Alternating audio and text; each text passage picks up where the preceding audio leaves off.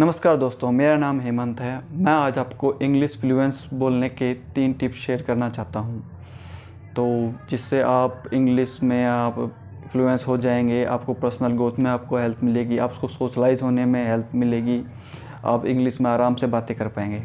तो चलिए अपने पहले टिप्स से शुरुआत करते हैं। तो मेरी पहली टिप्स रहेगी कि आप इंग्लिश को बोलने के लिए अपने सराउंडिंग में थोड़े थोड़े छोटे मोटे चेंजेस करिए ताकि आप इंग्लिश बोल सकें।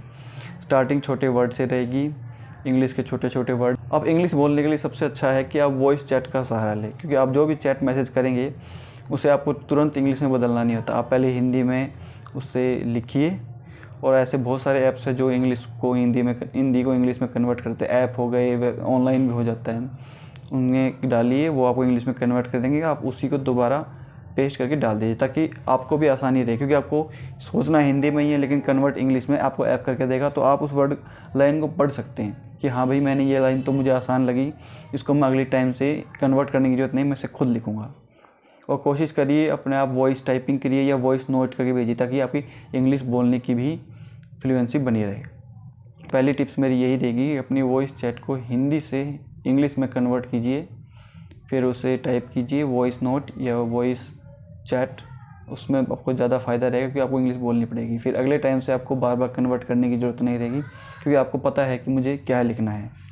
आप एक ही लाइन को 4 बार 5 बार अलग बदल के लिखिएगा आप हिंदी में, तो वो उसके अल्टरनेट जवाब भी आएंगे, क्योंकि एक ही चीज़ को हम 4-5 तरीके से पूछ सकते हैं, इंग्लिश में भी सेम हिंदी में। और दूसरी टिप्स मेरी ये रहेगी कि आप इंग्लिश बोलना तो सीख जाएंगे, लेकिन आपको इंग्लिश समझनी भी तो है, क्योंकि कम्युनिकेशन तभी मजबूत होगा कि अगर जब आप सामने वाला इंग्लिश बोलता जाए, आपको कुछ समझ में ना है, आपको पता ही नहीं कि मुझे जवाब क्या देना है, तो आपको इंग्लिश समझनी भी है।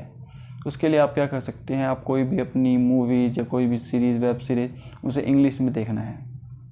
मैं ये चाहता हूँ कि आप कोई भी नई मूवीज या वेब सीरीज़ नहीं देखें कि आपने अपने आप को चैलेंज कर दिया कि आज से मैं सारी मूवी इंग्लिश में ही देखूँगा। हो सकता है आपकी कोई फेवरेट मूवी नई आई हो, आपने इसे इंग्लिश में देखा सबटाइटल के साथ, लेकिन आपको समझ में नहीं आ रहा है। आप कहोगे ये फ़िल्म तो बोर हो गई, मुझे तो इस फिल्म की स्टोरी पढ़नी थी, मुझे समझ में नहीं आ रही है, तो आप फिर से हिंदी में देखना स्टार्ट करेंगे। तो आप करिए नई मूवीज़ को तो आप हिंदी में एज इट इज़ देखिए, लेकिन जो आपकी फेवरेट मूवीज़ है, पुरानी 10-15 साल पुरानी जो भी मूवीज़ है, जिसको आपने 2-3 बार 10 बार देख चुके हो, लेकिन आप कहते हैं मैं इसको दोबारा भी देख सकता हूँ, तो आप उस मूवी को इंग्लिश में देखिए विद सबटाइटल। क्योंकि आपको उस फिल्म के कम से कम मेरे हिसाब से तो 50 या 100 डायलॉग तो आपको आपके दिमाग में रटे होंगे कि भी सामने वाला क्या बोलना चाह रहा है, क्या वही ये बोल रहा है ना जो मैं समझ रहा हूँ।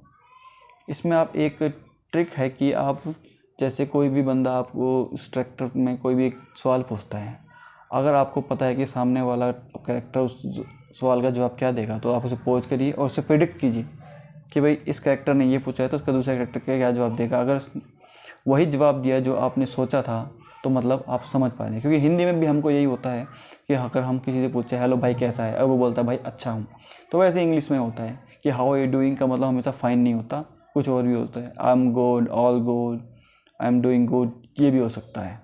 तो आप प्रेडिक्ट भी कर पाएंगे भी सामने वाला क्या जवाब दे रहा है, उसका मतलब तो एक ही है कि मैं अच्छा हूँ। तो दूसरी टिप्स यही रहेगी कि आपको अपनी फेवरेट मूवी को बार बार इंग्लिश में देखना है ताकि आपकी सुनने की, समझने की, इंग्लिश समझने की भी प्रैक्टिस हो जाए। तीसरी टिप्स मेरी यही रहेगी कि आपको इंग्लिश को प्रैक्टिस का भी टाइम देना है। आप इंग्लिश को कम से कम 20 मिनट टाइम दीजिए कि 20 मिनट आप प्रैक्टिस करें।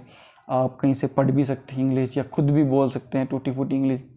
इससे क्या होता है कि आपकी जीभ को, आपकी टंग को भी मतलब सहारा मिल जाता है कि मुझे बार बार प्रैक्टिस हो रही है, तो मुझे उससे कहाँ कहाँ जाना होता है। क्योंकि कई बार ये होता है कि हमारे दिमाग में भी लाइन है और मुझे सब समझ में आ रहा है कि सामने वाला क्या बोल रहा है, और मुझे 2-3 वर्ड की वो इंग्लिश होती है, लेकिन वो जीभ उसको प्रैक्टिस नहीं होती है। इसलिए उसको थोड़ा सा प्रैक्टिस कीजिए ताकि आपकी जीभ को भी आदत पड़ जाए। आपने बचपन में देखा होगा कि टीचर जब हमें पढ़ाती थी तो वर्ड्स को बहुत चिल्ला चिल्ला के लाउड में पढ़ने को कहती थी, क्योंकि उससे क्या होता था कि जो भी चीज़ है अगर आप लाउड पढ़ पा रहे हैं मतलब आप उसे नॉर्मल वॉइस में आराम से बोल पाएंगे।